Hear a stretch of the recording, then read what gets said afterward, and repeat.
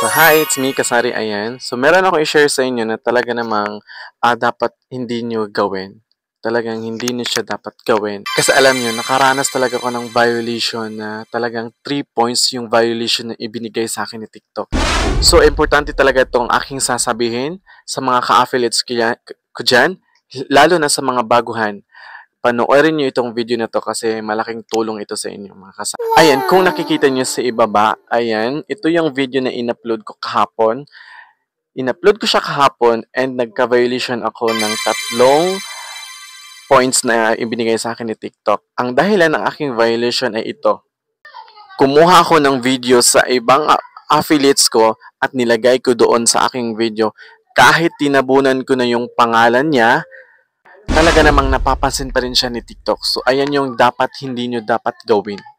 So, dapat talaga na may originality tayo. So, hindi tayo nag-save ng video. So, sa madaling salita, hindi tayo nagnanakaw ng mga video sa iba na para i-upload lang natin doon sa ating TikTok account para dumami yung mga views natin. Hindi bawal po yun. Talagang nagkaka-violation tayo doon.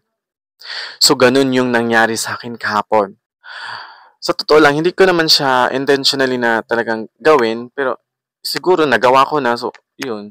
So, talagang wala na akong magagawa. So, 3 days akong violation nang dahil lang doon sa video na in-upload ko na sinave ko sa video ko. So, ayan, iwasan natin magnakaw ng videos ng iba para hindi tayo magkaka-violation kasi malaking violation po yun. Pwede kang maban ng forever na yun. Pero good thing kasi nangyari siya sa akin. Kung hindi ko siya ginawa, wala talaga akong matutunan dito. So talagang iwasan natin yung mga ganong mga pangyayari or yung mga ginagawa natin sa pagtitiktok kasi hindi yun nakakatulong sa atin, kundi nilalagay lang tayo sa panganib. So ayan, I hope may matutunan kayo dito sa aking munting tips. So, kung nagustuhan mong video na to, paki-follow, like, and share, and paki-add to favorites na din. So salamat sa panonood.